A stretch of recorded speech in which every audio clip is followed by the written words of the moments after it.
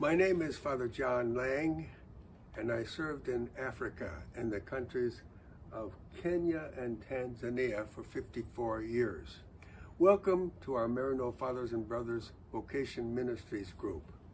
Today I will answer the question, name 3 blessings that sustain you in your vocation. That's easy because there were many. The first blessing I will recount happened in the parish of Kibaha, which is about 20 miles west of Dar es Salaam.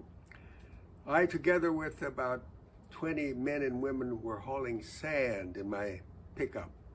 We were carrying the sand from a dry river bed to the construction site of a new church right near the old small church. One time when we were unloading the sand, I saw a woman carrying a chicken under her left arm and holding a basket with her right arm.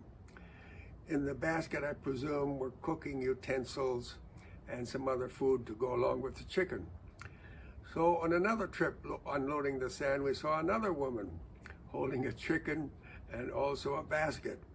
And then on a third trip, we saw the same thing, a third woman holding a chicken under her arm and a basket in her right arm. And they were going to cook dinner for me and a few of the elders. So when we finished our job around 1 o'clock, when the sun is a fiery ball in the sky, we went there back to the church, and I said, there'll be enough food for everybody, so let's all eat. And so we gathered in a circle in the old little church, and I was so happy. I didn't offer Mass that day, but we surely had communion. Communion that made me very happy. The second blessing is very similar. I was with a group of youth, about 25. We were working to harvest the corn of a catechist. And we worked all day long until evening. And then we went into the church and had Mass and communion. But after communion, we had a big circle and we all ate together. And it was that communion that really made me happy, when we were all eating together after a long day's work.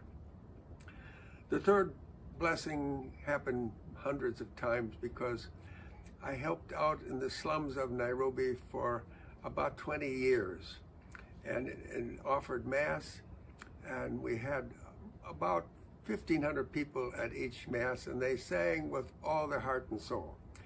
We also have these dancing girls from the age of about 7 to 15, and they led us into the Mass to begin the Mass, and they danced 3 steps forward, 5 steps forward, 4 steps backwards, and then again bringing up the book. They had a procession. The girls danced 5 steps forward, 4 steps backwards. Again, bringing up the gifts of bread and wine at the offertory. 5 steps forward, 4 steps backwards. And every time I said Mass there, I'm really telling the truth, I thank God for what a blessing and a privilege it was to be part of this glorious, lively Mass. And so I thank you for listening, and I wish you God's blessing in this time of COVID. And I also encourage you to keep searching about God, how God is helping you decide in